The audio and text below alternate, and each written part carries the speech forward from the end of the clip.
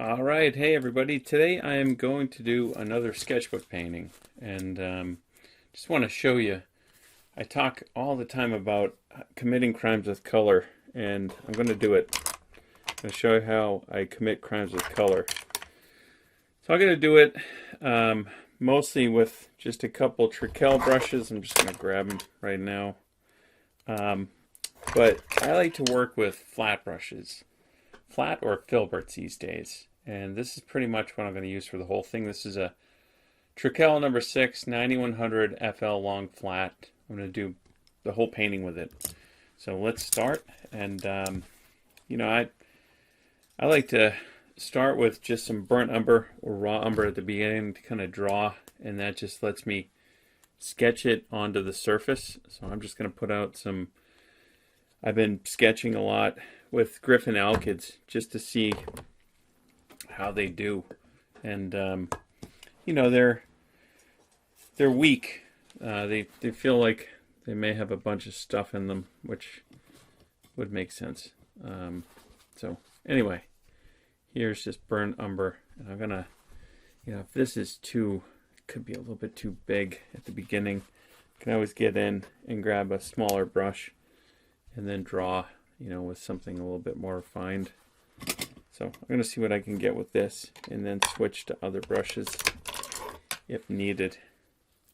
Yeah. All right. So here I'm going to just mass it, meaning just like keep it thin and just mass it onto the surface. And what this allows me to do is just think about like planning, because if I need to move the painting at this stage, easy to just wipe it.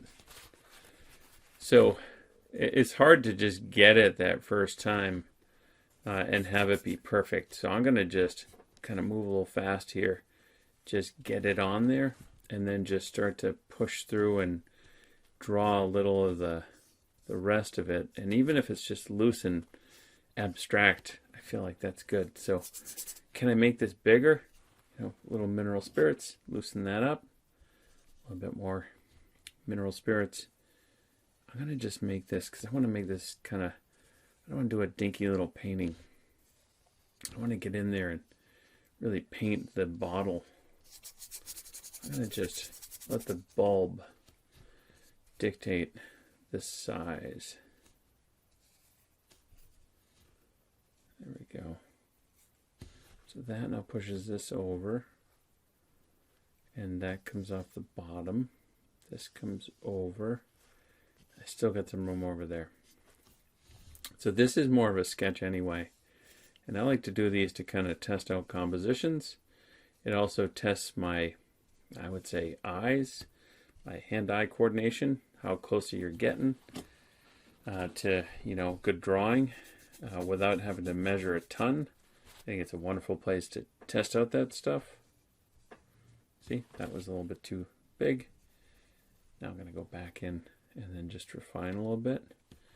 And then just, and it's really an exercise also in just hand-eye coordination, I think. Like if you're trying to stay loose and not do transfers and stuff like that, which I did for a long time. This is just such a wonderful place to really test it out. And, if the drawing's off, leave it. Obviously, you're shooting to get it accurate, but sometimes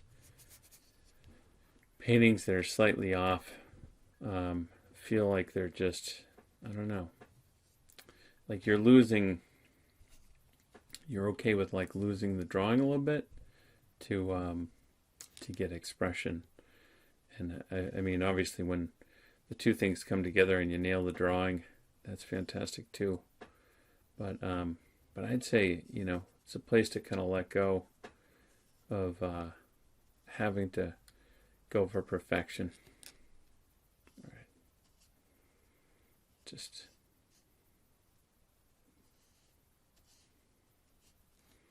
the other thing is that it's just a nice thing to just get into a routine. So December, I think I started doing these. and then I did them for about 20 days straight, and really just allowed me to kind of warm up to being loose and sketching. And I think it's a great kind of warm up even to something like plein air painting, or just like loosening up, which I get a lot as a teacher. How do you loosen up? It's like, well, just how often do you paint and how often are you sketching? I think Sargent said sketch all the time. It's where ideas are conjured up. Ideas. And compositions, and something like this could lead to another bigger idea. So you're composing the whole time. All right, I'm going to begin to load the palette up. And again, this is just that same Treckel number 6, Legion 9100 long flat. So I'm going to try a couple colors that I don't particularly use all the time. This one is sap green or olive green, and I'm going to just put it right there, right on the green blobs that were there. This one is bismuth yellow. I'm going to see last time it kind of went sideways and it came out the back. So I'm going to just see if it, there we go, it does come out the front this time. I try to avoid Hansa yellow. Hansa yellow has light fastness issues. It's a light fastness of 2 to 3. I'm going to put a purple out. Again, I'm not all that big a fan, if you've heard me in the past, of dioxazine purple. Again, light fast issues. Modern colors seem to have more light fast issues than mineral pigments, but these are all modern colors. So I'm going to just put them out. I'm going to put some white out, and the thing about white, I do have permanent rose.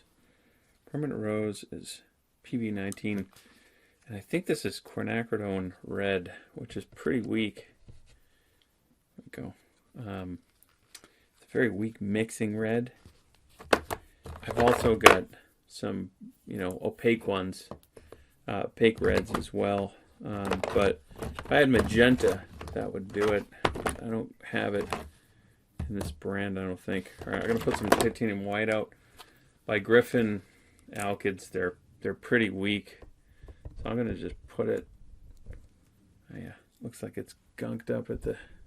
There we go. It's pretty weak. It's very transparent. But then there's titanium by this brand, CAS, and it's a bit more opaque. The bad thing about alkyds is the caps. Everything just dries so fast, and it's a tight, feels like a tight seal. And got to be careful. See that twisting right there? Sometimes it pushes out the back because the crimping undoes, and got to be very careful with that. All right, I'm going to put just a blue out as well, and one blue I do love to paint with is Prussian. So I'm going to push from the back. I'm going to see if I can just roll it so it doesn't come out the back. And then I'm going to push it out of hopefully the top. I'm going to push. There we go. Look at that. It's almost black. All right. Let's see what I can get. And, the other thing is that maybe I'll put ultramarine. I'm going to try to make my own neutral. And I'm going to put ultra over here just so I separate it from the Prussian. But, yeah, let's take this and mix them. This is a good neutral. I like to mix those two. The cover of the Oil Painter's Color Handbook, that's what I mix. But I think it's kind of boring if you just get like neutral. Like, to me, neutral gray it's just like if you ask somebody what their opinion was and you're like, I'm neutral. It's like you don't have any opinion, nothing to say, not one feeling about the thing. Of course, people can be have no opinion. I don't particularly care, but I think most people do. I'm gonna just get it in there, and you can see it's almost the same value as what's already down there. All right, I got mineral spirits off here. That's really the only other thing I got going on. All right, I'm going to take a little bit of burnt umber with a little bit of Prussian, make it almost black.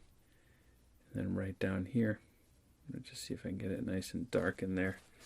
I'm going to add a black because this is where, if somebody says don't ever use black, plenty of people use black. You could try to mix your own, but you may not get it as dark. And I don't have one, so I'm going to just put out Payne's Gray pretty close. It's nearly black. You can see it. It looks very dark. Let's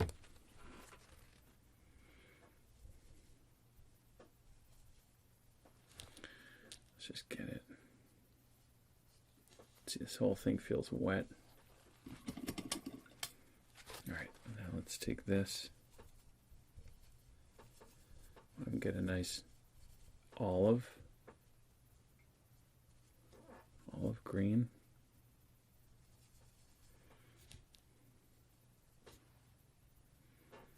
Too light.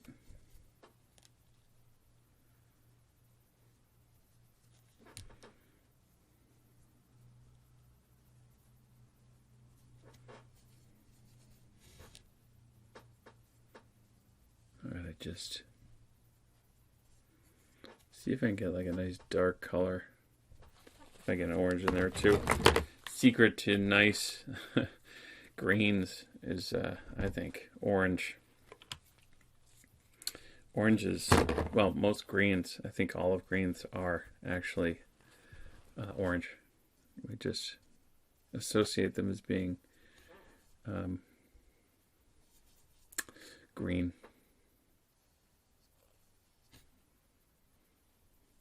All right. The beautiful thing about this too, this is transparent, and you can play with how much you're putting down. Like I'm just gonna go over the surface now to just get that to kind of sit on it, so it doesn't mix in. I'll show you this is mixing in,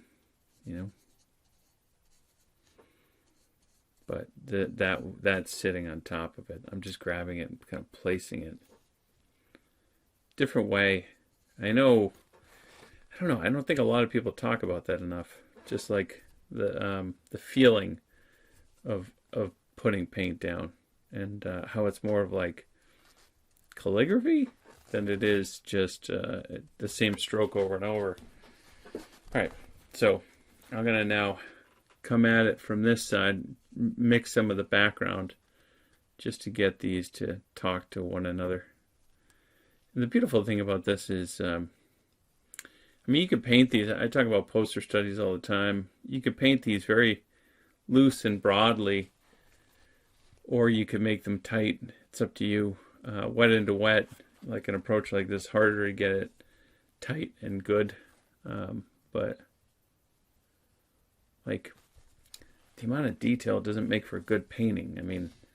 I know that's kind of where people think it is, but it's not quite. And maybe for some people that is the way in which you judge a painting, but I don't know. I'm not going to tell anyone how they need to judge paintings. You judge it whatever way you want to. I stay out of those discussions. All right, get a little orange up there.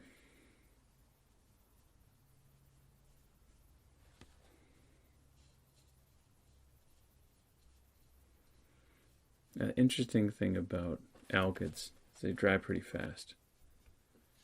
That's the kind of beauty of them. So I wonder if some of this will get tacky even while I'm painting with it, as the painting progresses.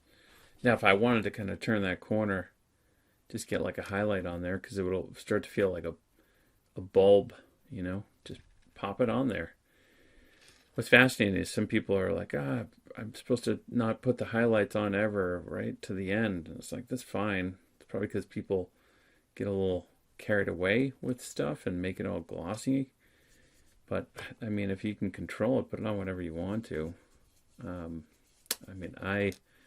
I put it on a little early, but that's the wonderful thing about even going in your studio and testing all those theories to really think about is a concept of what somebody's telling you. Is it holding you back, or is it helping you?